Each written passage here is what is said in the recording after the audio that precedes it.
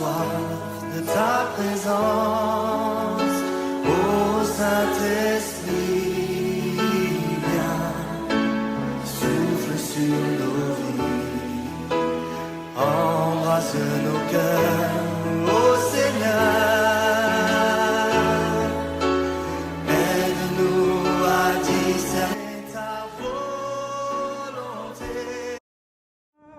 Père, au nom de Jésus, nous voulons invoquer ta puissance, le nom de Jésus, la puissance du ministère des anges et des saints, pour qu'aucune parole qui sorte de ces lieux, Seigneur, ne tombe sur une terre morte, sur une terre desséchée.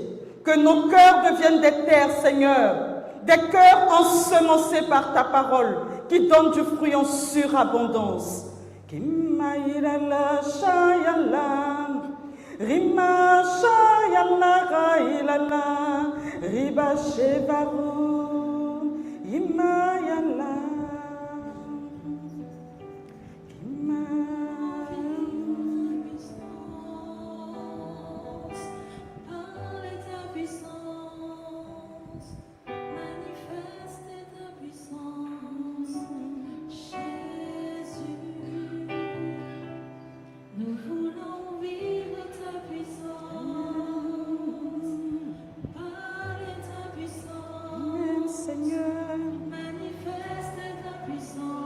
de notre vie. Amen, Saint-Esprit. Nous voulons vivre ta puissance. Nous t'en prions que ce soit vrai. Parler ta puissance. Notre partage. Manifeste ta puissance. Kiriba Shababa. Jésus. Ribaba Sontai. Saint-Esprit. Viens, Saint-Esprit. Kirika Tama Sontai Baba Konta. Rima Sonta Baba, Sikirima Shaba Baba Konta. Amen. Saint-Esprit, viens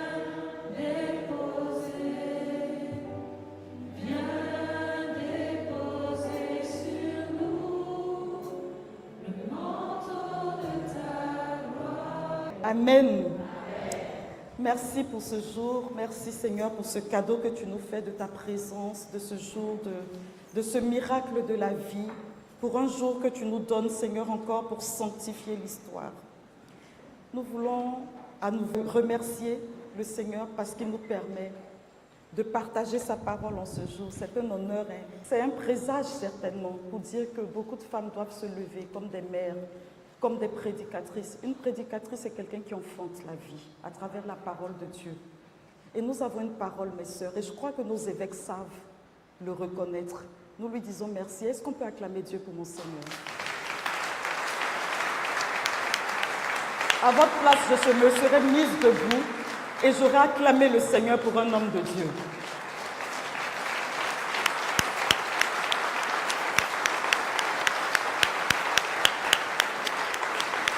Je vais vous expliquer pourquoi. Non, ne vous asseyez pas, mes soeurs, surtout pas vous les femmes.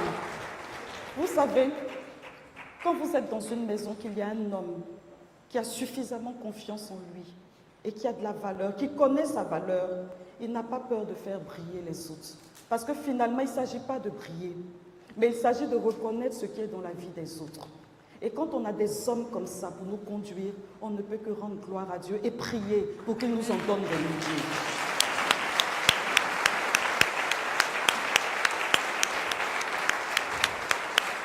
Seigneur, donne-nous des saints évêques, donne-nous de saints prêtres, et qu'il y ait une profusion d'hommes et de femmes qui savent reconnaître la grâce et la propulser pour que ton peuple soit honoré et béni. Amen. Amen. Nous pouvons nous asseoir. Nous restons dans le thème d'hier. J'ai beaucoup d'injonctions aujourd'hui et je ne sais pas qu'est-ce que je vais respecter. Et je vais vous prier, vraiment de prier pour que le Saint-Esprit parle. Mon Seigneur m'a dit, donne ton témoignage. Mes sœurs m'ont dit, fais des exercices pratiques. Et le Saint-Esprit met sur mon cœur, continue comme tu as commencé. Donc ça fait beaucoup de choses parce que je crois que le Saint-Esprit parle en mon cœur, mais je crois que le Saint-Esprit parle aussi par mes sœurs Et je crois que le Saint-Esprit parle surtout par l'évêque. Donc, comme on va faire tout ça en moins d'une heure, il sait. Donc, si vous n'avez pas reçu toutes ces dimensions, exercice spirituel, témoignage et la suite de l'enseignement d'hier, vous vous levez et vous faites une pétition. Comme ça, ils vont nous laisser aller jusqu'au bout parce que ça fait plein de choses pour le peu de temps qui nous est donné. Romains 8, 37, pour continuer. Nous avons vu que nous pouvons avoir beaucoup de tribulations dans la vie et les épreuves de la vie. Nous avons terminé hier avec l'image du serpent qui attaque le talon de la femme. Et nous avons rappelé que nous étions plus que vainqueurs grâce à celui qui nous a aimés. Et ce petit bonhomme, on ne voit pas bien ce qui est écrit, mais on voit qu'il y a un grand animal qui veut l'avaler. Et lui, il met, bon, ça ne se voit pas, il dit, même pas peur, je suis baptisé. Voilà, ça soit un leitmotiv dans notre esprit, même pas peur, je suis baptisé. Amen. Je ne vous ai même pas entendu, même pas peur, je suis baptisé, même pas peur. Cette fois-ci, on va dire, je suis chrétien, même pas peur. Même pas peur. Je suis chrétien. Même pas peur, je suis chrétien. Tu vas proclamer cette fois-ci, même pas peur, je communie. Même pas peur. Même pas peur. Maintenant, tu vas dire, même pas peur, je suis dans une église. Même pas peur. Même pas peur. Oui, parce que notre maison nous protège. Parce que notre maison nous rend fortes. Hier, il y a une dame qui m'a dit, mais ma soeur, c'est bien tout ce que vous avez dit. Mais quand vous êtes attaquée, vous faites comment? Je dis, mais je ne lui ai pas répondu parce que je veux lui répondre pour tout le monde. Je réponds en disant, mais en fait, ce n'est pas même quand vous êtes attaqué ou si vous êtes attaqué. C'est que nous sommes continuellement attaqués, c'est ce que nous avons dit hier. Depuis la conception, il y a une attaque sur notre vie. Mais même pas peur. Dieu est avec moi. Amen. Répète avec moi, même pas peur. Dieu est avec moi. Et il est pour moi. Donc, je ne sais pas si elle a sa réponse, mais j'ai répondu. Parce qu'en fait, la parole de Dieu, ce n'est pas une vue de l'esprit. On y croit ou on n'y croit pas. Mais si on y croit, elle est suffisamment puissante pour faire ce qu'elle dit dans nos vies. Petit rappel hier, je le lis en Colossiens 2, versets 12 à 15. Petit rappel pour nous tous. Dans le baptême, vous avez été mis au tombeau avec lui et vous êtes ressuscités avec lui par la foi en la force. Certaines versions disent en la puissance de Dieu qui l'a ressuscité d'entre les morts. Vous étiez des morts parce que vous aviez commis des fautes et vous n'aviez pas reçu de circoncision dans votre chair. Mais Dieu vous a donné la vie avec le Christ. 1. Il nous a pardonné nos fautes. Répète, il a pardonné mes fautes. Parce que beaucoup m'ont dit hier, mais il y a la culpabilité dans le cœur. Vous savez, on va en parler tout à l'heure, la guerre des pensées.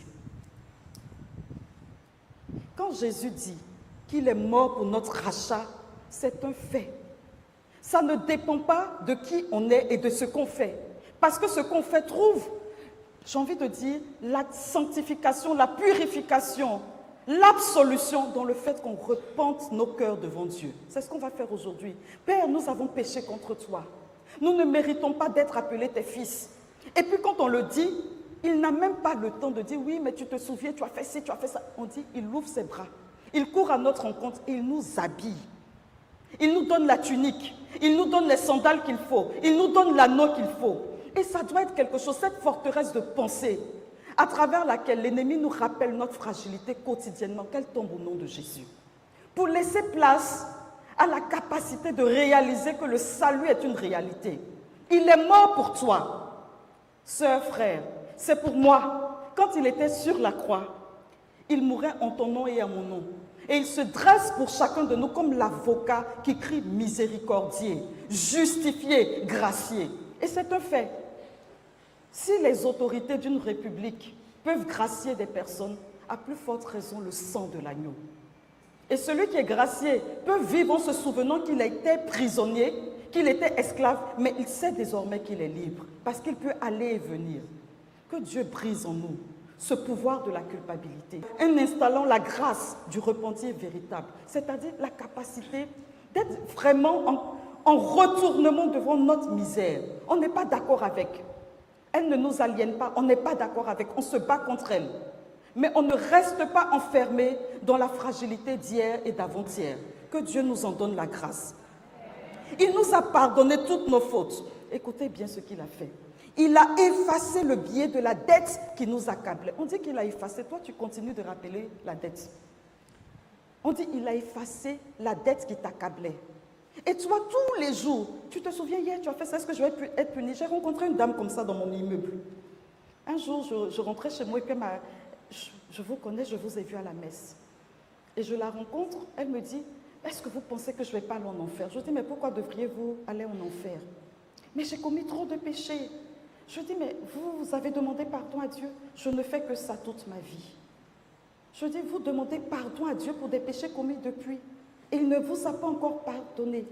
Mais vous imaginez comment vous aliénez votre esprit. Il a effacé le billet de la dette sur laquelle il était écrit que tu lui devais quelque chose. Il l'a effacé, c'est définitif. Ma soeur, vous croyez en ce que vous dites? Je dis, oui, j'y crois. Vous y croyez vraiment? Vous pensez que si je meurs, je n'irai pas en enfer? Je dis, je ne sais pas. Mais personnellement, je ne prêche pas qu'on va en enfer quand on meurt. Je prêche qu'on va au ciel, c'est notre demeure. Et que nous sommes déjà enfantés dans le sein de Dieu. Donc je ne parle pas de l'enfer, parce que je crois que tous ceux qui l'ont reçu, il a donné à ces personnes le pouvoir de devenir enfants de Dieu. Et ceux-là sont passés de la vie à la vie.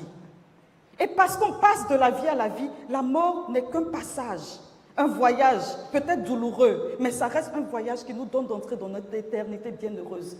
Elle me dit, vous n'avez pas peur de la mort? Je dis non, pas après la mort, peut-être pendant la mort.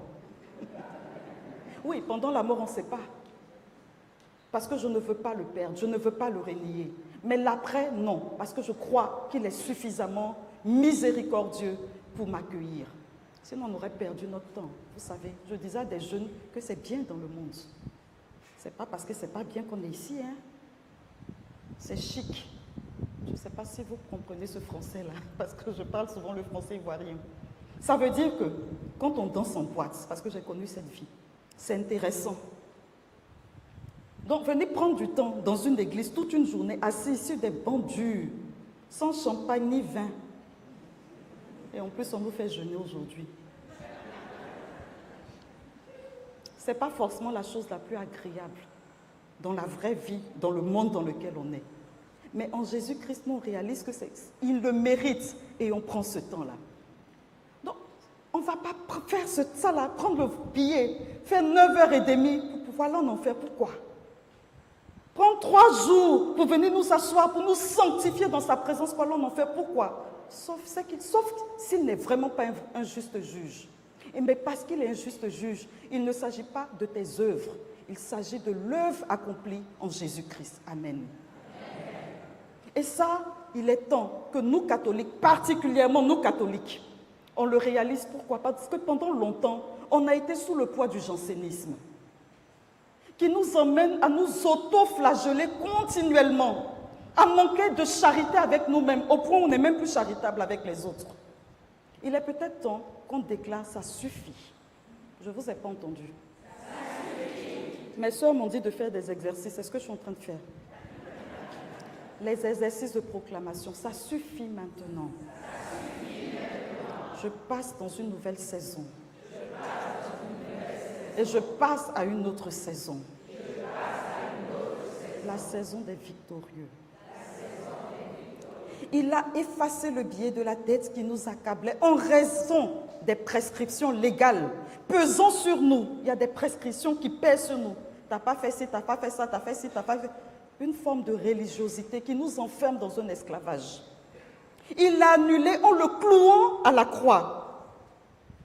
Ainsi, Dieu a dépouillé les puissances de l'univers. Ah, j'aime ça.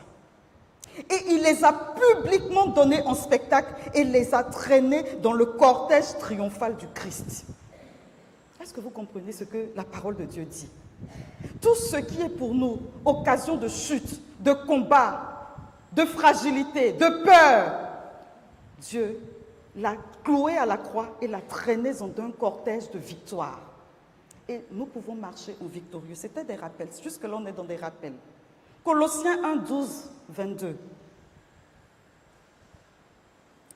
Il est écrit, nous arrachons au pouvoir, donc nous arrachons à l'autorité des ténèbres. Hier, on a parlé de l'autorité, on va rester dans le thème de l'autorité. Il nous a placés dans le royaume de son Fils bien-aimé. Ce n'est pas dans l'éternité, c'est déjà là. Il nous a arrachés, j'aime bien l'expression, on reviendra sur les thèmes. En lui, nous avons la rédemption, le pardon des péchés. Vous voyez, toute la Bible nous le dit, continuellement dans la Bible, on nous le dit et on nous le répète pour que ça s'impose à nous, ça s'imprègne en nous. Et que nous nous regardions au travers le regard de Jésus, qui est un regard qui justifie et qui fait miséricorde. En lui, nous avons la rédemption. 1. Le pardon des péchés. Il est l'image du Dieu invisible, le premier-né avant toute créature. En lui, tout fut créé dans le ciel et sur la terre. Les êtres visibles et invisibles, puissance, principauté, souveraineté, domination, tout est créé par lui et pour lui. On dit de lui qu'il est avant toute chose, on parle de Jésus. Et tout subsistant, il est aussi la tête du corps, la tête de l'Église. Jésus est la tête.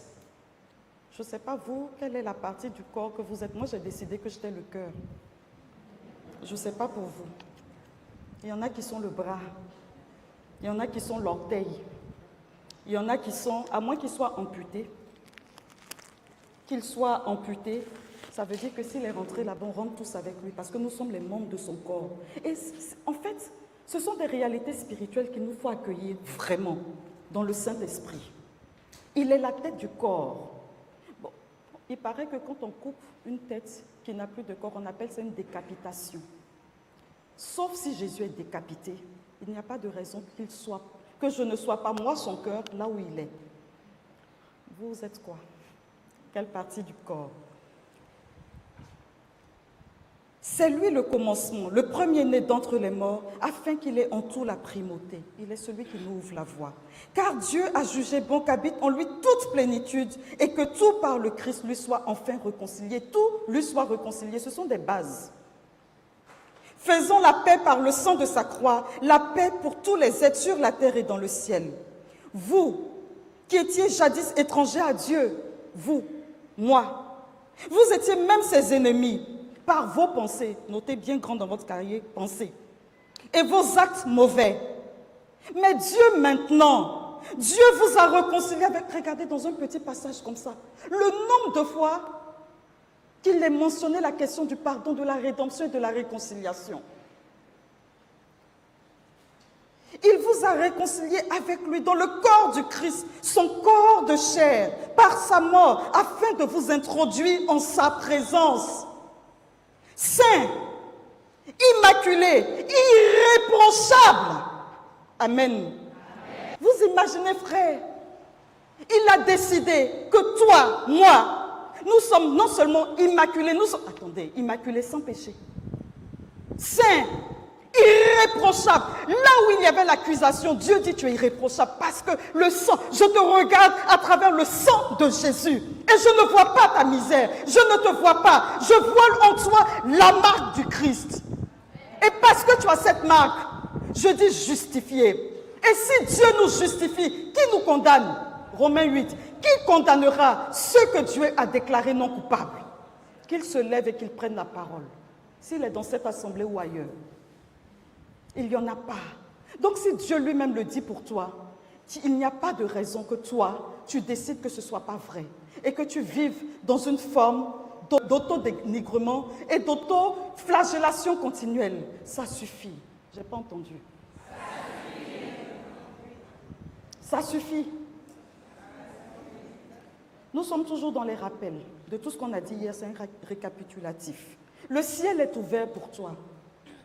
Le jour de ton baptême, il a été déclaré que tu es le fils, tu es la fille bien-aimée de Dieu, en qui il met toute sa joie, on l'a dit hier. Romains 8, 16, 17 dit, l'Esprit lui-même atteste à ton esprit, à notre esprit, que nous sommes enfants de Dieu, pas seulement enfants de Dieu. Nous sommes ses enfants, mais nous sommes aussi ses héritiers. Héritiers de Dieu, héritiers avec le Christ, si du moins nous souffrons avec lui pour être avec lui dans sa gloire. Ce petit mot souffrir là, c'est ça qu'on prend pour s'auto-flageller. On va l'expliquer si on a le temps. C'est quoi souffrir pour Dieu? C'est être héros de l'évangile. Quand on parle de porter sa croix, je nous vois en train de... Je porte ma croix, toutes les choses bizarres, diaboliques, je porte ma croix. Non, tu ne pries pas pour ta guérison, tu ne pries pas pour ta libération, tu ne pries pas pour que ta condition change, pour que tu deviennes riche, comme a dit le Père Icare. Et moi, je prie pour la richesse. J'ai aimé hier quand la sœur parlait de ses exploits financiers. Mon Seigneur, j'ai aimé. Parce que personnellement, je prie pour ça. Mais on a besoin d'argent pour bâtir l'église. On a besoin d'argent pour le royaume. On a besoin d'argent pour répondre à qui est en face de nous. On a besoin d'être dans le concert des nations. Les laïcs qui sont ont besoin d'avoir des positions élevées dans la société. Ils ne vont pas se regarder juste à travers le voile de la misère. Ce n'est pas possible. Ils sont appelés à sanctifier le temporel. Et être là où on prend les décisions, c'est parce qu'ils n'y sont pas, qu'il y a des décisions qui ne nous arrangent pas, qui sont prises. Si on avait un conseil de ministres avec effusion de l'esprit avant la prise des décisions, qu'est-ce qui se serait passé?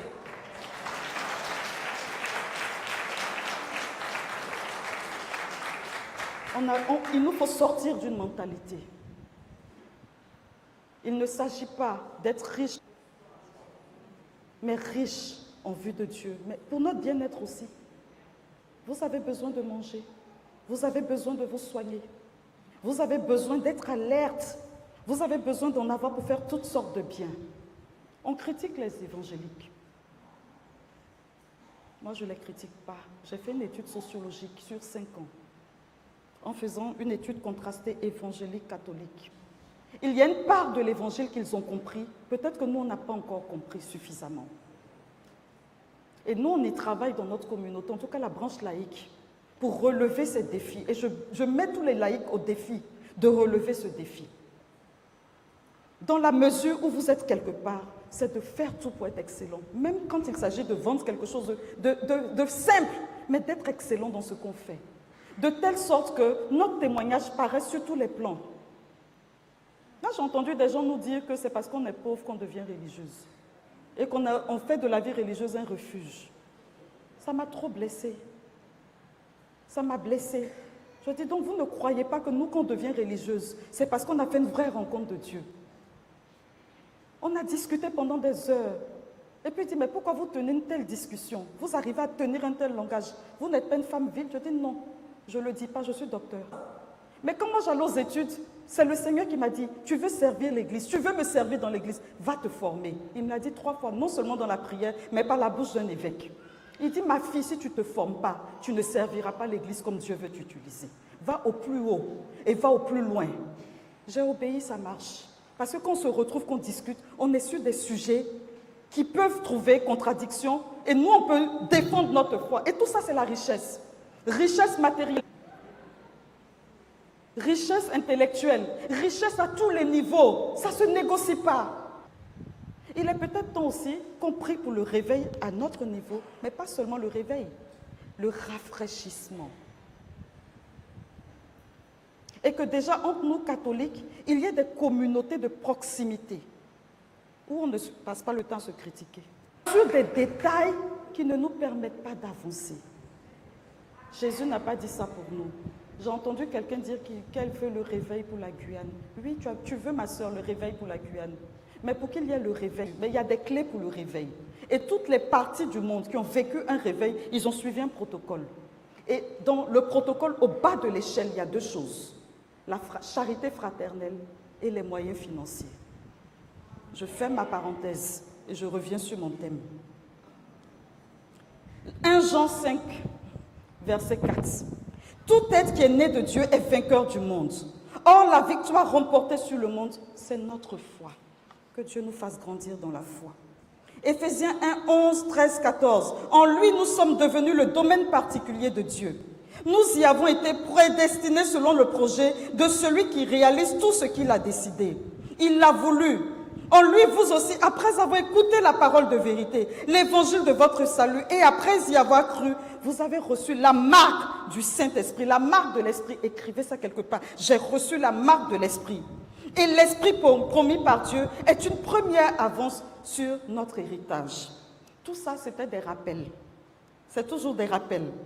Je rappelle que l'autorité, exousias en grec, porte la notion de légitimité, de droit, de privilège, la capacité d'influencer, de décider, de commander.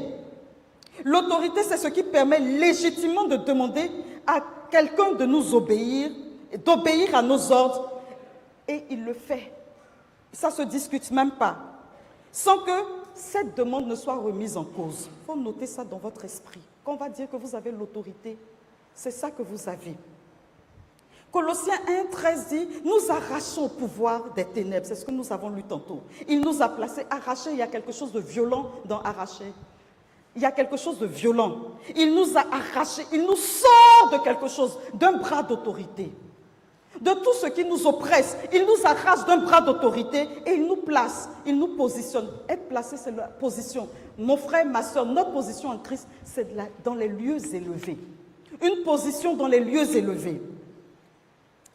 Et là, on passe du pouvoir, ce qu'on a vu hier, de devenir enfant de Dieu au pouvoir du croyant. Nous avons commencé hier comme ça. Nous avons quasiment terminé hier. Et nous avons dit que le terrain numéro 1 du combat spirituel, c'est l'attaque contre notre filiation divine. Mais aujourd'hui, nous allons partager autour du terrain principal dans le combat spirituel. C'est notre corps psychique. Le terrain principal du combat spirituel, c'est le corps psychique. Notre système de pensée, notre système émotionnel. Romains 10, 17 dit, la foi naît de ce que l'on entend. Et ce que l'on entend, c'est la parole de Dieu. Bien entendu, ce que nous entendons, ce que nous voyons, ce que nous lisons influence notre manière de penser. Notre système traditionnel de vie influence notre manière de penser. Et c'est là que Dieu va nous demander vraiment de faire un chemin de conversion. Baruch 4, verset 28. Votre pensée vous a égaré loin de Dieu. Une fois converti, mettez 10 fois plus d'ardeur à le chercher. Et 2 Corinthiens 10, verset 3 à 4 dit, notre conduite est bien une conduite d'homme. Il faut bien retenir ce verset, il faut le lire souvent. Mais nous ne combattons pas de manière purement humaine. Nous ne combattons pas de manière humaine. En effet, les armes de notre combat ne sont pas purement humaines. Pour répondre à la question, elles reçoivent de Dieu la puissance qui démolit les forteresses. Nous démolissons les raisonnements fallacieux, tout ce qui est bloqué dans notre pensée. Tout ce qui de manière hautaine s'élève contre la connaissance de Dieu. Et nous capturons toute pensée pour l'emmener à obéir au Christ Jésus. C'est là, mes frères et sœurs, que le combat se joue. Les pensées, comment ça se fait? Et puis ce sont des pensées noires, des choses qui nous titillent. Vous entendez la parole de Dieu, vous allez sortir, vous allez entendre autre chose. Ou bien vous n'entendez même pas autre chose, mais les pensées commencent à travailler en nous. Il y a des pensées dévalorisantes, des pensées destructrices. Non, il va me tuer, j'ai peur de lui, il est capable de me faire du mal. Et les pensées continuent d'agir et nous les alimentons à tel point que finalement ça devient vrai. Dans notre manière de fonctionner, Dieu dit, à travers son apôtre, il est temps de démolir ces forteresses de pensée qui nous maintiennent dans l'esclavage et ramener toutes choses dans notre vie à l'obéissance du Christ. On va faire des exercices. Ça va exiger qu'on rentre dans une guerre spirituelle contre nos pensées. C'est pour ça que hier, nous avons dit, il est écrit. Tu es nul. Il est écrit que je suis précieux, je suis enfant de Dieu. Tu as du prix à mes yeux. Ça veut dire que je connais la Bible. J'apprends à la lire. Tu ne peux pas être pardonné. Il est écrit que je suis pardonné, je suis racheté. Tu proclames ça sur ta propre vie. Mais tu ne vas jamais réussir. Il est écrit, psaume 1, tout ce qu'il entreprend réussit. Ah, mais tu ne vas jamais pouvoir avoir ce qu'il te faut pour vivre. Il a dit, Philippiens 4, mon Dieu pourvoira à tous mes besoins selon sa richesse avec gloire en Jésus-Christ. Mais toi, mais ce n'est pas possible. Il y a des dangers autour. Ça ne va pas. Tu vas quitter Paris pour venir à Cayenne. Il fait chaud. Il y a des serpents. Il y a des scies. Il est écrit, le Seigneur est mon berger, je ne manque de rien. Même quand je passe par la vallée obscure, je ne crains aucun mal. Il est écrit, mais tu vois, il est dit, oui, le verdict des médecins. Il a dit, mon Dieu, par ses blessures et par ses meurtrissures, j'obtiens la guérison. Il est écrit. C'est il est écrit qui va déterminer la capacité, la qualité de notre vie au quotidien. Nous avons dit, nous voulons vivre ta puissance. On vit la puissance avec il est écrit. Ton enfant ne va jamais réussir. Il est écrit. Chaque fois, il est écrit. Je vais venir sur mon témoignage. Et ça, pour briser les forteresses de pensée, il y a un exercice spirituel qu'on fait en général, on dit, c'est l'autodélivrance. On se parle à soi. On prêche à son âme. Et David l'a fait. David dit, mon âme bénit le Seigneur. N'oublie aucun de ses bienfaits. Il prêche à son âme comme ça. C'est à son âme qui parle. Il n'est pas en train de parler à quelqu'un d'autre. Mon âme bénit le Seigneur. N'oublie aucun. Rappelle-toi tout ce qu'il a fait pour toi. C'est lui qui te sort de la tombe. C'est lui qui t'arrache à la fosse. C'est lui qui te délivre des oppresseurs. Rappelle-toi. Tu as été capable vraiment du meilleur. Et mon âme, souviens-toi de ce que Dieu a fait pour toi. Il disait, je disais, mon âme va s'abattre sur elle-même. Oh, pourquoi gémir sur toi, mon âme? Reprenons les psaumes. Et c'est ce que nous on fait tous les jours, les religieuses et les prêtres. On dit les psaumes, on proclame la parole sur notre vie. Et puis on ne vieillit pas. Parce qu'elle nous rajeunit, elle nous enfante. Oui, c'est vrai. Si on vous dit nos âges, vous allez tomber à la renverse.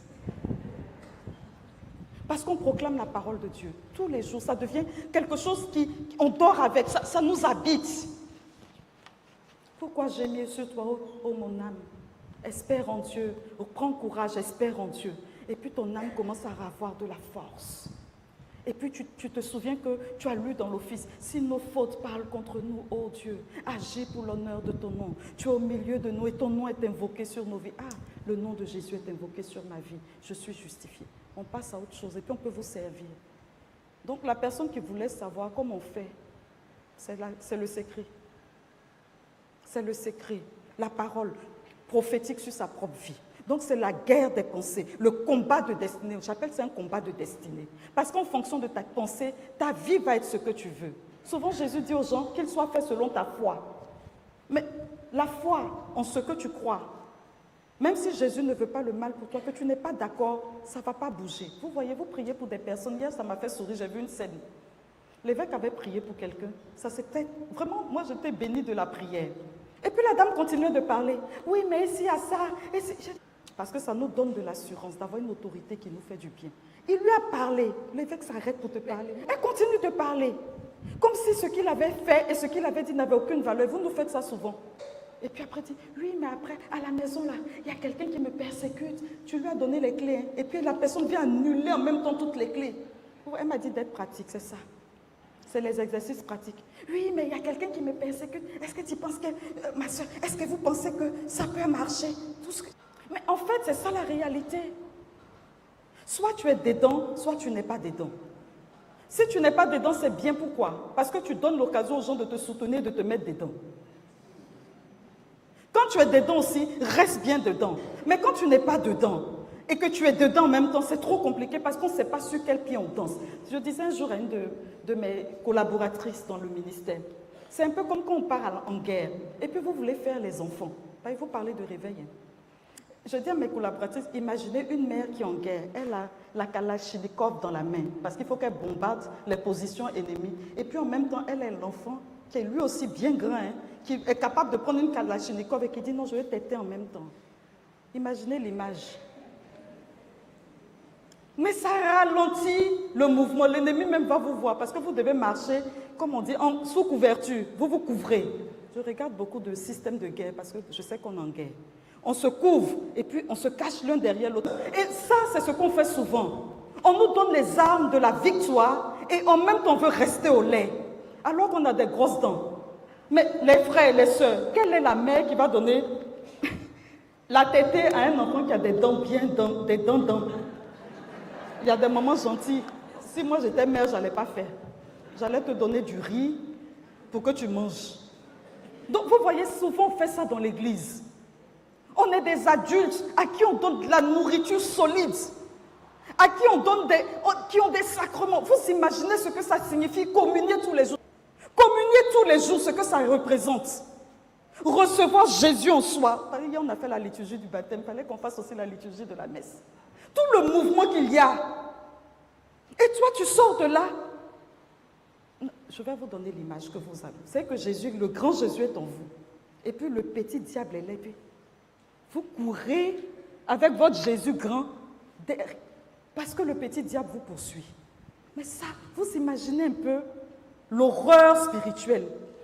Quand on vous donne des images comme ça, je vois, elle tourne sa tête. Mais regardez l'image, l'horreur spirituelle. Vous avez un garde-corps, vous avez un ange gardien, et souvent même des anges gardiens, parce qu'il y a des anges territoriaux qui nous accompagnent aussi. Il faut saluer les anges territoriaux. On n'aura pas le temps de parler des territoires. Au lieu de continuer à dire la Guyane n'est pas convertie, la Guyane fait ci. Il faut saluer l'ange de la Guyane et l'envoyer en mission.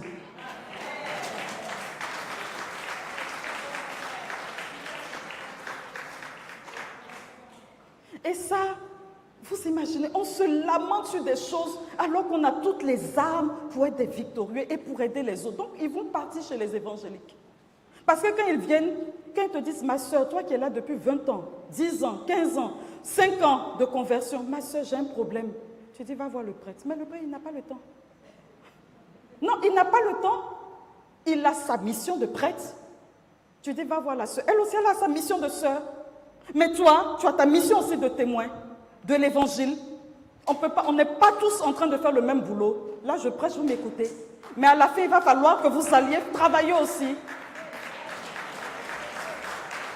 La personne vient à ses combats spirituels pendant qu'elle vous parle, vous-même vous pleurez. Lui, moi-même, on m'a poursuivi hier nuit. Et puis vous faites l'association des pleurs. Bon, allons voir mon Seigneur. Mais, sauf que l'agenda de mon Seigneur est chargé, donc il va vous délivrer. Alors que vous avez la puissance, exousias.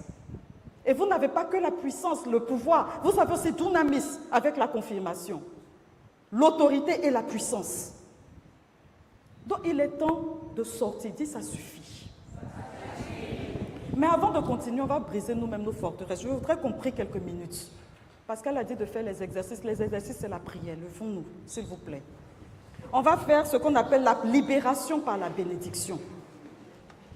On va dire au Seigneur, dans cette prière-là, c'est bon, on passe à une nouvelle étape de notre vie. Et on s'engage pour le témoignage. Je n'ai pas dit, vous savez, un chrétien, il ne va pas se lamenter, il va se faire accompagner. C'est différent. L'accompagnement spirituel, c'est différent de la lamentation. L'accompagnement, on va voir son accompagnateur, puis on lui dit, mon père, ma soeur, ma tata, je vis tel combat et je ne sais pas comment on fait. Donne-moi les armes pour que j'aille combattre. Ça, c'est l'accompagnement. Les bébés, ils disent, j'ai vu comme combat, fais à ma place. Mais personne ne peut, je vais vous dire la vérité, ils sont là. Mais mon Seigneur, vous avez des combats spirituels aussi. Mais Père, vous avez des combats. Nous tous, on a nos combats.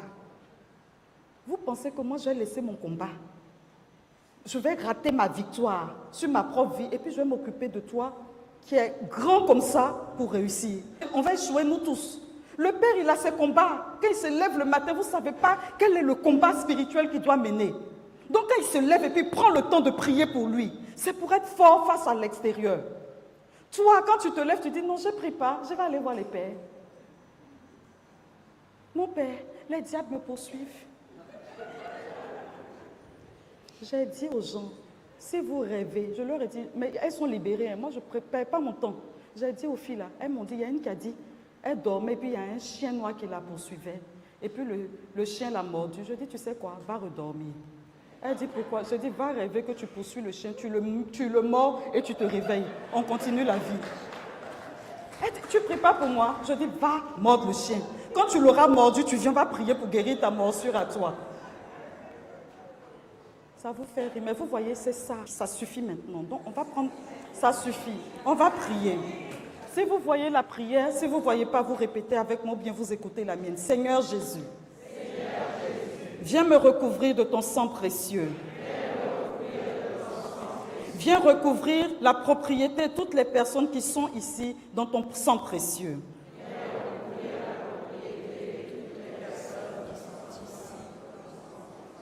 Viens recouvrir également de ton sang précieux tous mes ennemis.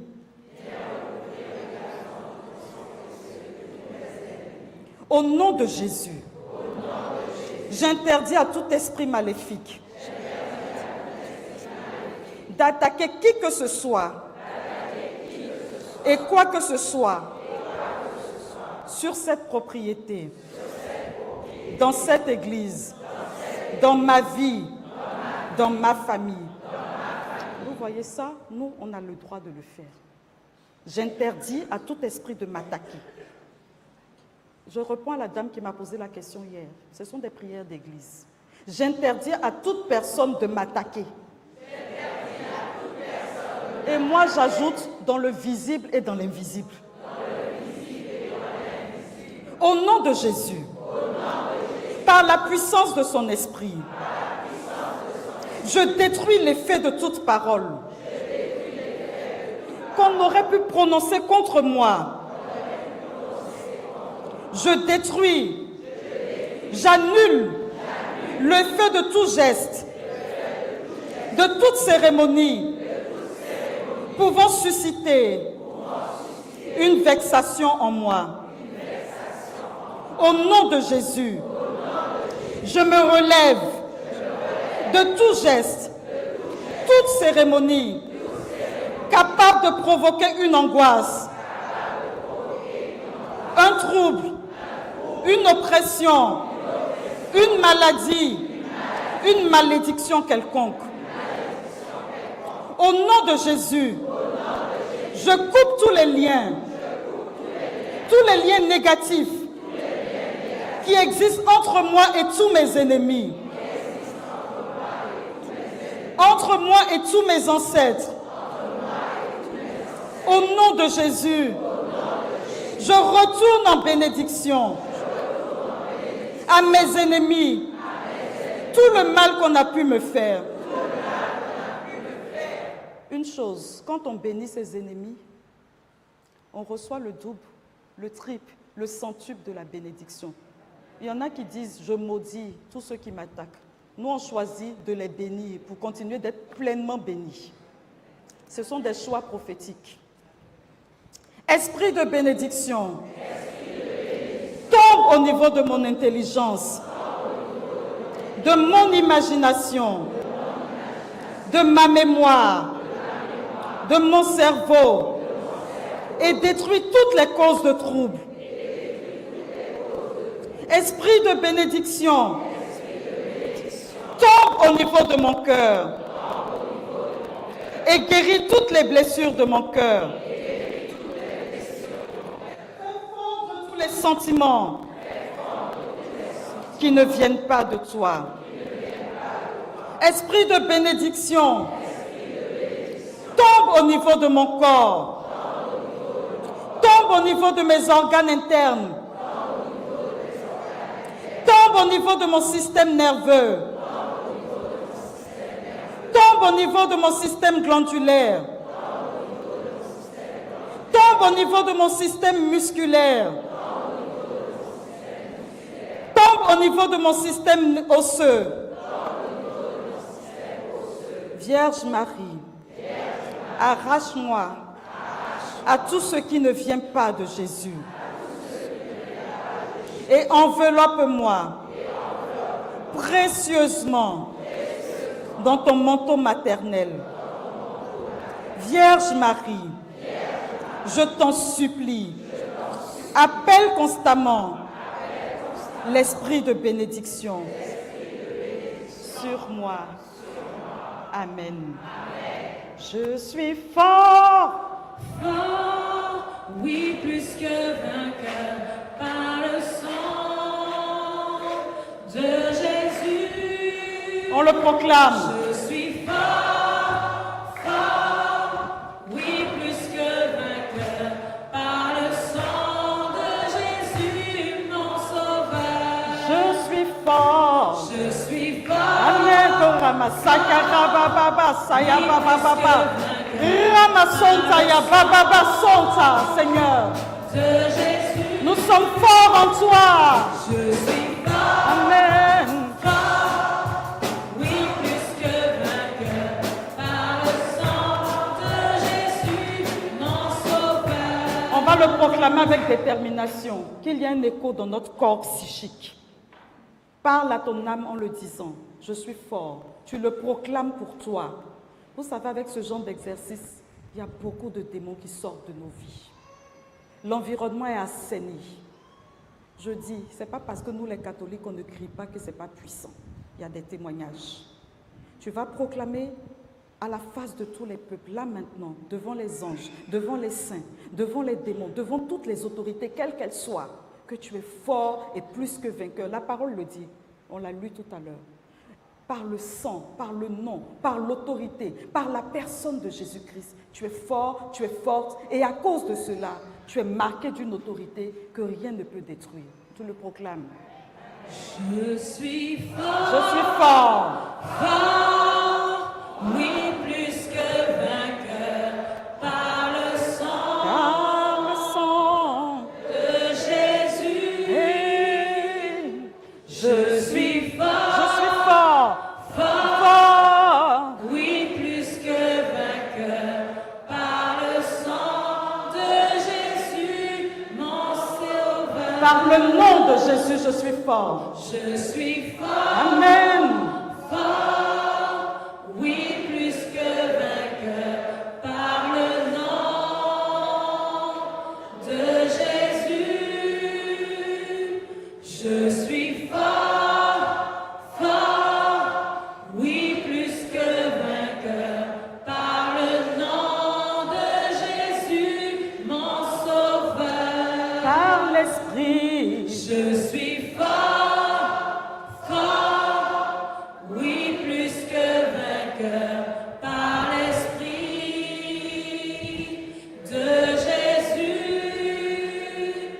Je suis fort, fort, oui, plus que vainqueur, par l'Esprit de Jésus, mon sauveur. je ne suis plus esclave de la peur. Je suis fort. Amen.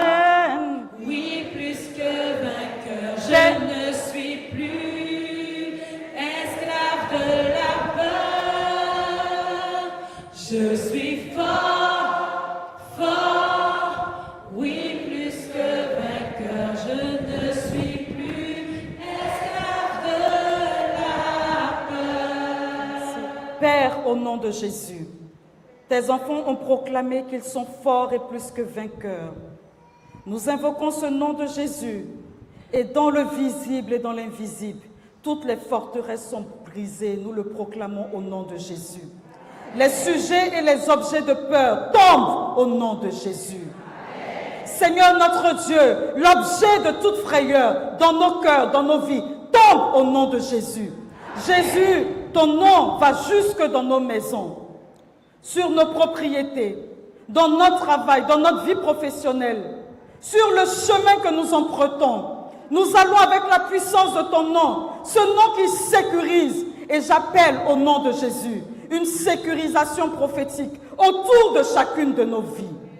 Père, au nom de Jésus, sécurise chacun de tes enfants et qu'il y ait une haie de feu autour. Une haie de feu autour de chacun. Une haie d'autorité que personne ne peut franchir, sauf ceux que tu mandates, les anges, les saints, les esprits bienheureux, pour aider les enfants que tu as choisis dans leur marche pour l'évangile. Notre Dieu, nous te disons merci parce que nous le croyons et nous le confessons au nom de Jésus. Amen. Vous allez vous asseoir quelques minutes, on va se relever tout à l'heure pour faire notre exercice. Je vous rends un témoignage. J'étais dans un village avec Père Yves, que vous connaissez pour la plupart, Père Kissi, comme on l'appelle souvent, et quelques membres de notre communauté. On était tous jeunes, tout petits. Imaginez-nous avec 12 kilos en moins, et puis imaginez Père Yves qui est déjà très fin, avec 12 kilos en moins. On arrive dans le village, très miné comme on dit, où il y a plein de sorciers, de charlatans, de fétichistes. Et il y a même un prophète, des forces mystiques, qui faisait plein de choses. Et puis, on invite un père, le père Abékan, à cette mission. Un père Abékan, c'est un prêtre en Côte d'Ivoire qui a un grand ministère. Et on invite le père Abékan, et puis il appelle la communauté en disant, on m'a invité, je ne peux pas partir, vous, allez-y. Ah, dans un village comme ça, des petits, il y avait Alida, pour ceux qui se souviennent d'elle. On était tout petits comme ça. On arrive dans le village. Quand le père nous a vus, celui qui a invité Père Abékan, il dit, c'est vous. Il était tellement découragé. Il dit, mais les gens ne respectent pas leurs camarades. Le prêtre, même s'il ne veut pas venir, n'a qu'à me respecter un peu. Des enfants comme ça. Il était déçu. Nous aussi, on était déçus pour lui. Parce qu'on n'est pas père à Bécan, mais on est parti avec le mandat de père à Bécan. Sous la couverture spirituelle de l'Église, notre mère qui nous envoie. Donc on sait qu'on va exercer dans l'autorité de père à Bécan. Ça, on est confiant. Quand l'évêque dit parle à ma place, moi je sais que j'exerce dans son autorité. Et je suis confiante parce que je sais que Dieu sait comment il rattrape. On arrive là-bas et puis on commence la mission. Au moment où on veut prêcher, le Seigneur dit non, je veux guérir. Père Abécan, c'est un ministère de guérison qu'il a. La première personne qui a été guérie était quelqu'un qui avait été piqué par un serpent, donc qui avait une paralysie, pas pu stopper le venin à temps, a eu une paralysie dans le bras. Et c'était comme par hasard le sacristain, pardon. Donc, quand on donne la parole, le père, il est derrière parce qu'il veut voir, il n'était pas très à l'aise, il n'est pas comme mon Seigneur qui vient s'asseoir devant, bon, voilà. Il était derrière, comme ça, c'est une catastrophe, il disparaît en même temps, il n'est pas dedans, il ne peut pas prendre la responsabilité d'avoir fait parler des débiles dans son assemblée. J'ai dit, quand Dieu a donné la parole, lui s'est tourné vers son sacristain, il était tellement content. Les enfants là aussi sont forts. Donc il a tapé son sacristain sur le bras. Et puis, mon Seigneur, vous me tapez sur mon bras. Et puis il dit, je n'ai pas mal. Et puis il dit, tu peux bouger ton bras. Lui, le sacristain commence à bouger le bras. Guérison totale.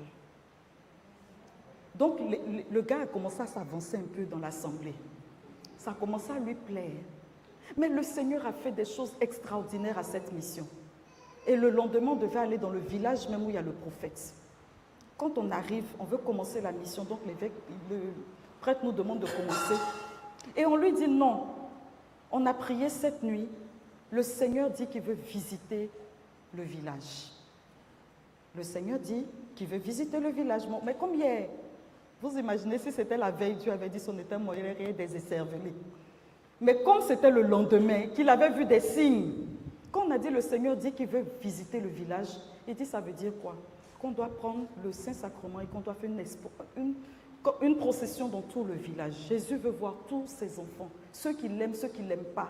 Tous ceux qui sont dans ce village lui appartiennent. Il veut les visiter. Il veut marcher dans les rues du village. Il veut donner la paix à cette terre. Le prêtre était très OK. La procession a mis quasiment 2 heures. Et nous, on était tout petits. Yves n'était pas encore prêtre. Hein. Il était loin même d'imaginer qu'il serait prêtre. Et puis, on chantait dans cette grande procession. Et quand on arrive au moment de prêcher, le Seigneur dit non. Moi, je veux commencer par faire des signes avant que vous ne prêchiez. Parce que vous êtes dans une population qui a besoin de signes. Après, quand vous allez prêcher là, ça va être simple. Donc, on prie. Et puis, j'ai un frère. Le frère, il est bizarre quand même, il est fort. Hein? Il dit, il y a une personne dans l'assemblée qui a un esprit de dragon. Mais le Seigneur est en train de te libérer de cet esprit. Excusez-moi l'expression, je répète exactement ce qu'il a dit. Tu vas péter et l'esprit va sortir. Nous, on s'est arrêtés et puis on a éclaté de rire. On dit, mais Charles, tu abuses quand même. Et puis l'interprète interprète la même chose. Et puis, on a oublié l'histoire. On a continué la prière. Et puis, à un moment, on est pris par un élan prophétique. Et on dit à l'assemblée, on va invoquer le nom de Jésus. On n'était pas pressés. Donc, on a dit au prêtre, en fait, on va chanter le nom de Jésus. Il dit, ah, on a fini de se promener. Le Seigneur, il dit maintenant qu'on doit chanter son nom. On dit oui. On a pris le temps. On a dit Jésus. Au point où Noël était là, il a composé un chant que la communauté aime bien. Oh Jésus, Jésus. À force de dire Jésus, on a chanté Jésus pendant longtemps, sans trop comprendre pourquoi, mais Jésus le voulait. On a chanté son nom. Hier, je vous disais au nom de Jésus, tous genoux fléchis, au ciel, sur terre et aux enfers, toute langue proclame qu'il est Seigneur à la gloire de Dieu. Donc, pendant qu'on chante le nom de Jésus, qui s'était déjà promené dans le village pendant 2 heures, on voit le prêtre il était là cette fois-ci, puisqu'on voulait la messe, on devait avoir la messe. Il sort et puis on le voit qui court. On dit, mais le gars, hier c'était la roulade avant, arrière, après chaque guérison. Cette fois-ci, c'est le sprint. Mais il courait comme ça. On dit, il voulait partir où? Et donc, nous maintenant, on ne pouvait plus s'arrêter de chanter Jésus parce qu'on ne savait pas où il était parti. Et puis un coup, on entend le village qui acclament. Et puis les gens s'écartent. Et on voit le prêtre qui arrive avec une jeune dame.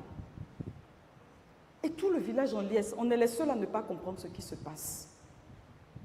Et il dit, quand il veut parler, tout le monde applaudit. Il a mis du temps avant de pouvoir parler. Et il dit, cette fille, c'est ma fille spirituelle. Depuis 8 ans, elle est tétraplégique. C'est moi qui lui envoie la communion tous les dimanches parce que c'est ma fille spirituelle. Comment elle s'est retrouvée dans cet état? Elle voulait se marier. Encore une fois, une histoire de mariage. Elle avait sa belle vie à Abidjan. Pour ceux qui connaissent la Côte d'Ivoire, c'est la capitale économique. Elle avait sa belle vie, sa vie professionnelle. Et puis elle est venue pour, voilà, un moment au village, s'amuser avec tout le monde pour une fête. Et elle a rencontré un monsieur. Et le monsieur lui a dit, moi, je ne suis pas là pour m'amuser avec les gens. Je suis sérieux, je veux faire du sérieux, je cherche une femme. Ils ont commencé à cheminer. Et le monsieur lui dit, quelques jours avant le mariage, je vais t'épouser. Mais dans ma famille, il y a un seul totem. La tiéké. Je ne sais pas comment traduire pour les Guyanais, pour mes vrais Guyanais. C'est du manioc, de la... comment on va dire? Semoule de manioc. Pardon? Mon Seigneur. Ce n'est pas une fois. C'est vraiment de la semoule de blé. C'est pareil. C'est comme la semoule de blé. On fait de la même façon avec de l'eau dans le blé. Ça a un goût, c'est feu en fait. C'est comme de la semoule. On met de la sauce dessus, naturellement, au sang de l'eau. Mais ce n'est pas du point. Et c'est très bon. Donc dire à un Ivoirien qui ne mange pas d'atiéké, c'est terrible. Donc il lui dit, c'est le seul totem dans ma famille. Le jour que tu vas manger de l'atiéké, ta vie est foutue. Donc ils se sont mariés. Elle a dit, mais si ce n'est que ça, il n'y a aucun problème. Et ils ont fait à peu près 5-6 ans de mariage. Et puis un jour, il n'était pas là. Et elle en a eu envie. Elle dit, mais pourquoi me priver d'atiéké alors que c'est le plat national? Quelle est la famille qui ne mange pas d'atiéké en Côte d'Ivoire? Je ne sais pas si vous en connaissez. C'est bizarre quand même. Je vais manger. Elle dit, quand elle a mangé la tiéké, elle a eu comme une vision d'un dragon. Vous voyez la parole du frère. Un dragon, son mari lui est apparu et il a pris l'image d'un dragon et puis il est rentré en elle. Et elle est tombée tellement elle a eu peur. Elle a eu tellement peur qu'elle est tombée et elle est devenue tétraplégique. Ce sont des histoires vraies. Bon, comme Père, vous le connaissez, vous pourrez lui demander. Abatou-Lilier, l'histoire d'Abatou-Lilier. Le village s'appelle Abatou-Lilier. Ce sont des choses qui fortifient. Et donc, elle tombe et elle est tétraplégique. Elle ne peut plus retourner à Abidjan. Elle se retrouve dans cette condition de grande souffrance. Et visiblement, ce n'était pas une maladie normale, puisque ça vient de là, dont les médecins n'arrivaient pas à la soulager. Et donc, à cette mission-là, on l'avait couchée pas très loin. Donc, quand Jésus a dit qu'il voulait voir ses enfants, il voulait visiter ses enfants, et que le prêtre était très docile pour entendre la voix prophétique, pendant qu'on visitait le village, en fait, en tenant Jésus, Eucharistie, on dit, mon Père, sous votre contrôle, quand vous célébrez, vous célébrez in persona Christi capitis, c'est ça? Vous avez bien compris, hein? Ils sont forts. Ils deviennent Jésus. C'est dit comme ça simplement. Ils deviennent Jésus. Donc en marchant dans le village, on dit tous les territoires que ton pied foule, en Josué 1, je te le donne, c'est la Bible. Les pas du prêtre étaient en train de casser toutes les autorités, les entités dans ce village-là. Et on chantait, nous on marchait, oh, et il brisait. Donc quand on a fait tout ça, la seigneurie de Jésus était en train de s'exprimer dans tout le village. Donc, il a tenu en respect tous les esprits qui étaient dans le village d'Abatou-Lilier. Donc aucun d'eux n'était capable de se mouvoir. Je dis sans cri, on ne criait pas. On chantait tout simplement derrière le Seigneur, porté par son serviteur. Quand on revient, qu'il dit, je veux que vous invoquiez mon nom, c'était pour assainir toute l'atmosphère spirituelle avec l'autorité de son nom. Et au nom de Jésus, puisque les malades guérissent, C'est ce qu'on dit. Les maladies s'enfuient. On dit ça. Je vois les paralytiques sautent de joie. C'est pas des utopies. Hein. Quand Dieu veut guérir, il guérit. Donc, on n'a même pas eu besoin de prier la guérison pour la guérison. En invoquant le nom de Jésus, puisque le prêtre était derrière nous, puisqu'on met des podiums, il y a les chants, on s'assoit en fait, vous allez voir, pour ceux qui viendront à la convention, donc on voit un peu l'assemblée de voir. Quand il a vu sa fille spirituelle, en fait, il dit quand on invoquait le nom de Jésus, il l'a vu faire un mouvement. Et il avait l'impression qu'elle essayait de se lever. Donc il l'a sauté et il a couru pour saisir parce qu'il ne voulait pas qu'on arrête de dire Jésus, parce qu'il avait l'impression que plus on disait Jésus, plus elle était portée. Donc il allait la prendre et puis il lui a dit qu'est-ce qui se passe? Elle dit non, tout à l'heure, quand le frère a donné la parole, elle a eu un P, excusez-moi. Je plains tous ceux qui étaient à côté d'elle. Parce qu'elle dit, ça a été un vrai P. Et elle a vu un dragon sortir d'elle. Et donc, quand c'est sorti d'elle, elle s'est sentie légère. Mais elle n'arrivait toujours pas à se mouvoir. Mais elle avait le sentiment d'avoir quand même une forme de sensibilité. Et donc, quand on a commencé à dire Jésus, parce que Jésus dit, je veux que vous proclamiez mon nom. Mais ça changeait le cours même de tout le programme qu'on a été bousillé. Quand on faisait Jésus, Jésus, elle a sauté, elle essayait. Et son père spirituel qui la voit court, il va l'aider. Et puis il lui dit, tu es sûr? Elle dit, mon père, ça bouge, mes pieds bougent, je ne veux pas rester dans cet état. Donc il a aidé comme hier mon Seigneur a fait. Et puis ils sont allés, donc ça durait, pourquoi? Parce qu'ils sont allés faire un peu le tour. Ils voulaient s'assurer qu'elle marche. Et quand il venait, il a voulu venir en courant avec elle. Ils ont couru et ils sont montés à l'hôtel.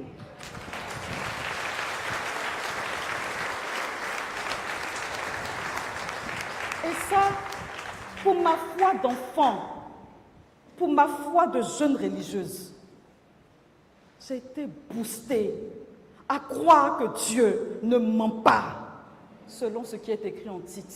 Dieu ne ment pas. Quand il dit, il fait. Ce que sa bouche dit, sa main l'accomplit. Et il s'agit pour nous continuellement d'être dans le réma de Dieu. Je n'aurai pas le temps de parler, de combattre avec la parole prophétique. Mais il s'agit d'être dans le réma de Dieu. Parce que c'est le réma qui attire des miracles. Être dans le temps kairotique et avoir la parole rématique pour que des signes s'accomplissent dans nos églises. Sinon, je vous assure que chaque célébration eucharistique, on n'a pas le temps d'en parler, est une profusion de miracles. Profusion de miracles. Et de miracles créateurs. Je me souviens de ce témoignage d'une de mes sœurs de communauté, de mon fondateur, qui était dans une mission très importante dans le nord de la Côte d'Ivoire, un village musulman, une ville musulmane, Odiéné. Le préfet avait un pied qui était, comme on va dire, plus court que l'autre, parce qu'on avait amputé d'une certaine manière, puis ils avaient essayé de rattraper les choses. Ils ne croient pas spécialement en Jésus-Christ. Et les frères prêchent l'évangile du salut. Ils annoncent le nom de Jésus. Ils libèrent l'espace avec la libération, comme on a fait la prière de libération, pour casser toutes les entités qui règnent dans la vie des gens. Et puis, il y a une parole qui est donnée. Il y a une personne dans l'assemblée qui a un pied qui est plus petit que l'autre. Le Seigneur, qui est le créateur et le recréateur, est en train de le remettre à niveau. On appelle la personne ne vient pas. Donc, c'est comme si ceux qui donnaient la parole mentaient. Il ne venait pas, il n'est pas venu. Mais qu'est-ce qui s'est passé? En bon intellectuel, en bon rationnel, il est sorti. Et il allait enlever sa chaussure, puisqu'il avait un genre de talon compensé. Il allait l'enlever.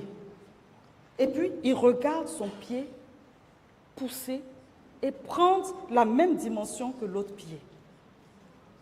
Il porte des chaussures normales, mais il se débrouille pour que ce soit de vraies sandales et il rentre. Et toute la foule acclame. Parce qu'on le connaît, c'est le préfet de région. Il n'a pas changé. Mes sœurs, nous avons choisi un Seigneur qui n'a pas changé. Il est le même hier, aujourd'hui et éternellement. Il ne change pas.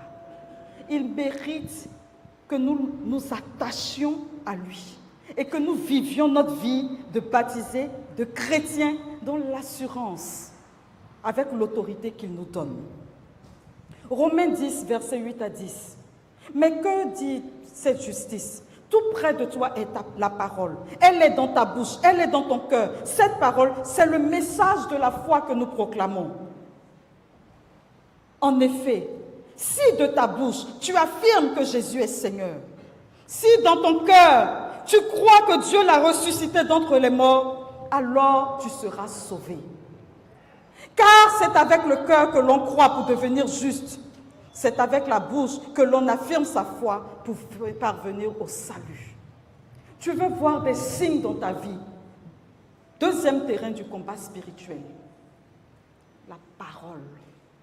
Parle sur ta vie, frère. Pas juste pour briser les forteresses des pensées.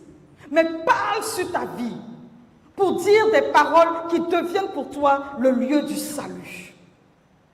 Je suis fort, plus que vainqueur. C'est ce qu'on a proclamé. Je suis fort en Jésus. Je n'ai pas peur. Je ne suis plus esclave de la peur. Je suis enfant de Dieu. Tu le proclames. Matthieu 22, 37, 38. Jésus répond. Tu aimeras le Seigneur ton Dieu de tout ton cœur, de toute ton âme et de tout ton esprit. Ton intellect, ton intelligence, ta pensée, ton entendement. Voilà le premier commandement. Frère, il est dit que les signes, et hier nous avons parlé de la signature, qui accompagnent les croyants. Donnez-moi juste quelques minutes pour que je les donne rapidement. On expulse les démons, on a déjà parlé de ça hier. On dit on parle un langage nouveau. Parler un langage nouveau, c'est parler le langage du royaume. C'est parler de la manière dont Dieu veut nous entendre parler. Et le langage du royaume, c'est le langage de l'amour. C'est le langage de la foi. C'est le langage de l'espérance. C'est le langage de la parole prophétique. Nous sommes prophètes pour parler le langage du royaume. Quand on dit tu es prêtre, prophète et roi, c'est pour que tu aies une prière qui est exaucée par la puissance de ta parole. Nous avons vu des gens guérir de maladies incurables parce qu'elles ont déclaré que la guérison était leur partage. Nous avons vu des personnes changer le cours de leur histoire. Je me souviens de cette dame qui postulait pour un poste. Et on a dit, hey, voici les critères. Elle remplissait aucun des critères. J'aime trop ce genre de témoignage. Elle ne remplissait aucun des critères. Elle dit, le poste là, c'est pour moi. Quelle est votre assurance, madame? Vous ne remplissez pas les critères. Elle dit, vous n'aurez pas mieux que moi, car c'est pour moi. Le gars lui a dit, je suis certainement fou, mais j'ai envie de voir ce dont vous êtes capable pour avoir autant d'assurance. Vous avez réussi l'entretien. Je suis bluffée par votre assurance et c'est de ça dont on a besoin. Elle a été embauchée. Elle a eu le poste qui dépassait ses attentes parce qu'elle a eu une parole en saison pour sa propre vie. Ce sont les clés, frères. Sœurs, une parole en saison sur ta propre vie. Une parole rhématique sur ta propre vie. Ils parleront des langues nouvelles. Mais au-delà de ça, c'est le langage de Dieu que tu parles. Mon église ne mourra pas. Je ne prophétise pas ça. Parce que Jésus a dit, les portes de l'enfer ne prévaudront pas sur elle. Oui, mais comment l'église commence à décroître là? Elle va mourir. Allez refaire l'histoire. Combien d'années encore, de siècles encore, elle est là et elle sera là jusqu'à la fin des temps. Parce que Jésus l'a dit. Donc on refuse d'être des prophètes de malheur pour notre église. Et on prie pour le réveil. On prie pour que des jeunes se consacrent. On prie pour que des hommes et des femmes reviennent à la foi et investissent l'église de dons qui lui donnent d'être pérennes. Et ça, c'est capital pour nous. Toi, toutes tes visions sont des visions de mort. Va lire, écrire la vision. C'est très important d'avoir l'équilibre. Vous imposerez les mains aux malades. Imposer les mains dans ce sens-là, ça veut dire prendre d'assaut ce qui est mauvais dans la vie de quelqu'un et le faire sortir de sa vie. Donc, en fait, il y a des signes qui nous accompagnent. Et il est important pour nous d'entrer dans notre appel, dans notre autorité. Et je voudrais justement qu'on fasse un autre exercice en se levant pour saisir notre autorité. On va finir. On va finir avec un exercice. Sous le sang le précieux sang, sous le sang, le précieux sang, je reçois une vie nouvelle sous le précieux sang, sous le sang,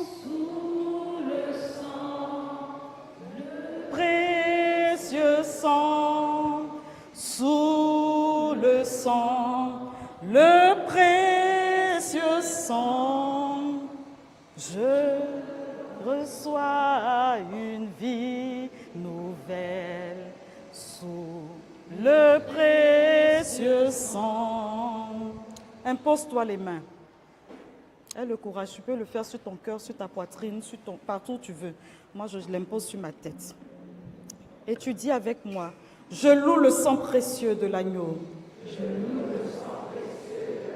qui guérit les infirmités de mon corps. Je loue le sang précieux de l'agneau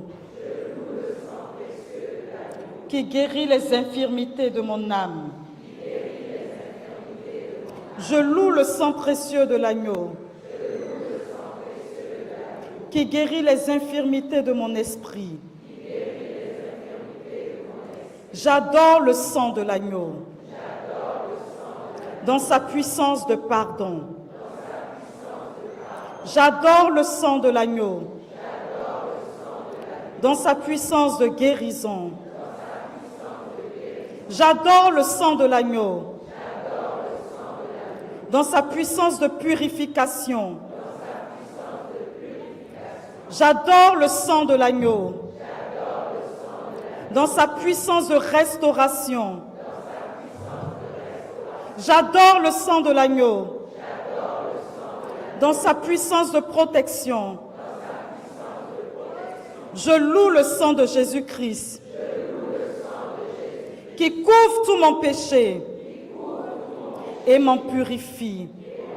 Je loue le sang de Jésus-Christ qui me libère de tout esclavage. Je loue le sang de Jésus-Christ qui est plus fort que mon sang corruptible. Je loue le sang de Jésus-Christ qui me transforme à son image. Je loue le sang de Jésus-Christ qui fait de moi une créature nouvelle. Gloire au sang de Jésus-Christ qui me délivre des puissances du mal. Gloire au sang de Jésus-Christ qui triomphe de mes ennemis. Gloire au sang de Jésus-Christ qui me protège des ruses de Satan. Gloire au sang de Jésus-Christ qui me revêt de la robe blanche pour les noces de l'agneau. Gloire au sang de Jésus-Christ qui fait toutes choses nouvelles pour moi. Qui fait toutes choses nouvelles en moi. Qui fait toutes choses nouvelles autour de moi.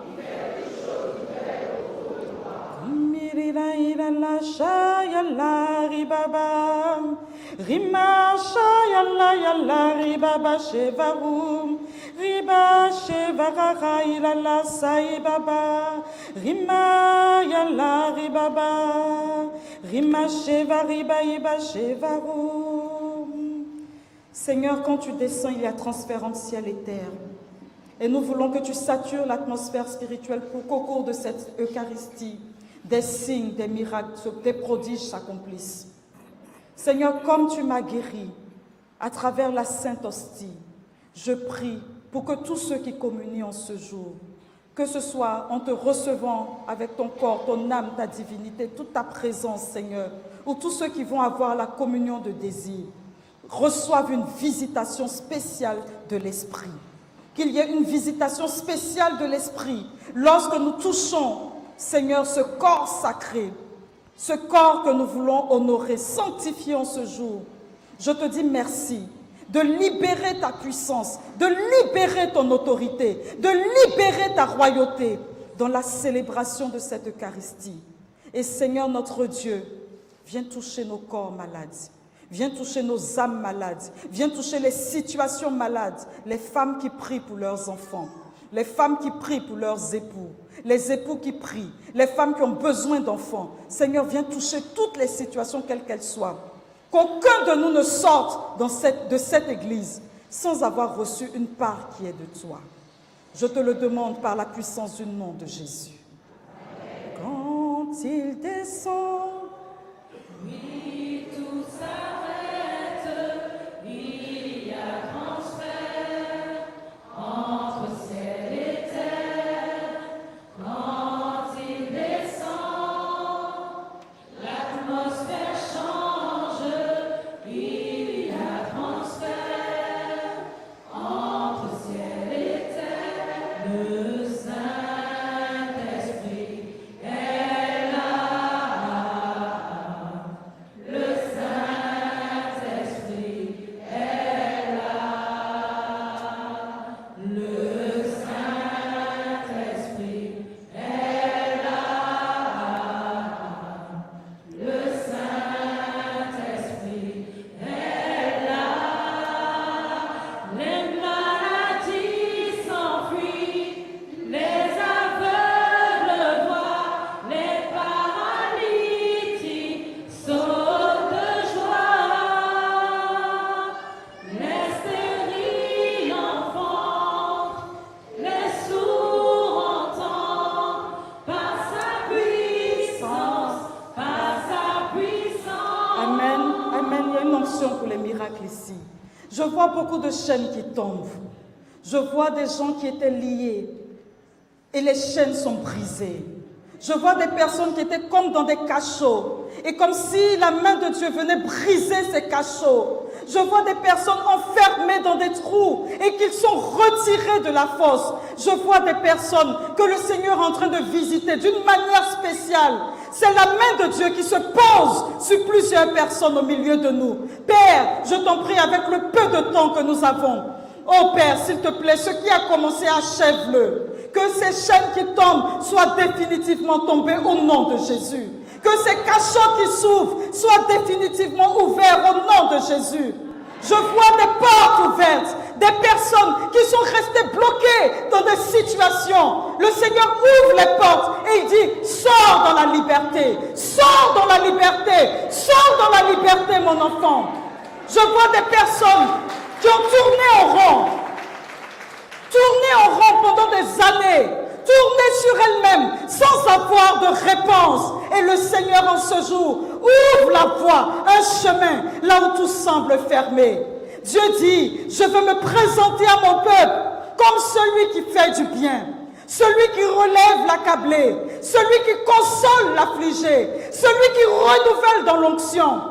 Père, je te dis merci au nom de Jésus. Que ce qui a commencé ne s'arrête pas. Ne s'arrête pas, Seigneur. Que nous soyons en train de nous amuser. Que nous soyons en train de manger. Que nous soyons en train, notre Dieu, de dormir. Que nous soyons en train de prier. Quel que soit ce que nous faisons. Père, au nom de Jésus, que cela ne s'arrête pas. Donne-nous la grâce de marcher sous le ciel ouvert.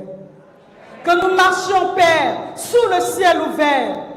Que nous marchions, Père, sous le ciel ouvert.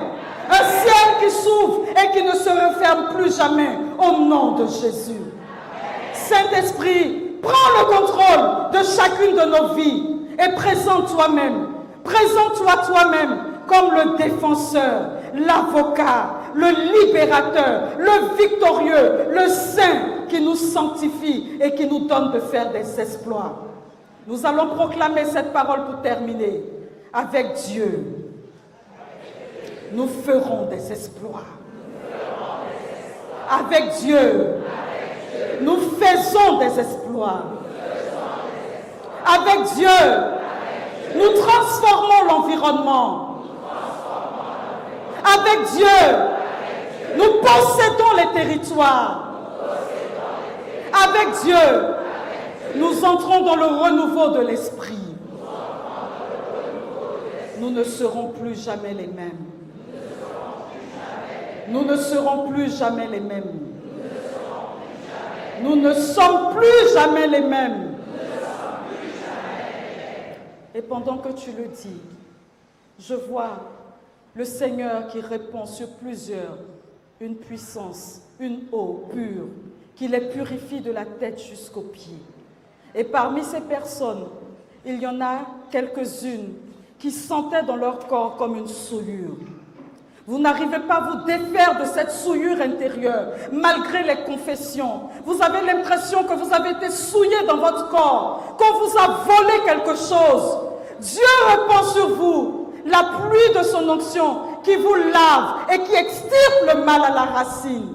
Il dit, je te purifie, je te lave, je te renouvelle.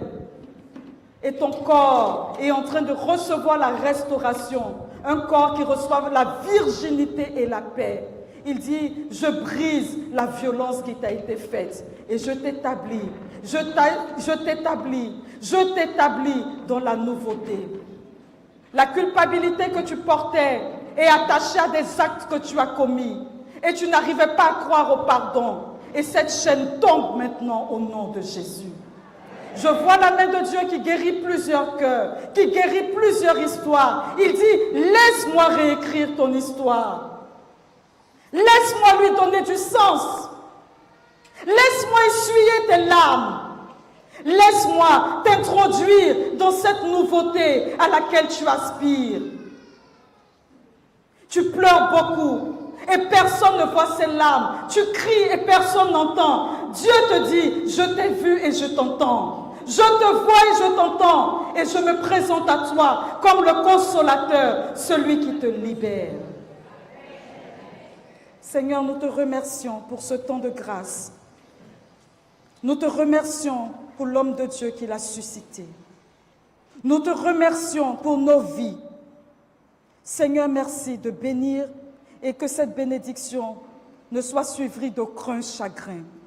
Et que ce temps que nous avons passé durant ces 3 jours parle en notre faveur devant ton trône et nous donne déjà ici-bas le goût d'une éternité bienheureuse dans la puissance du nom de Jésus. Amen. Quelle est celle-ci qui s'avance comme l'aurore, belle comme la lune, éclatante comme le soleil, terrible comme une armée rangée en bataille? Quelle est celle-ci?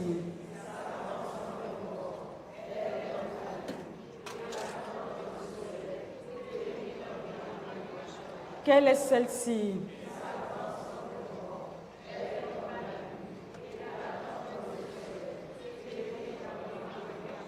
Sous l'abri de ta miséricorde, nous nous réfugions, Sainte Mère de Dieu. Ne méprise pas nos prières quand nous sommes dans l'épreuve, mais de tous les dangers, délivre-nous toujours, Vierge glorieuse, Vierge bienheureuse.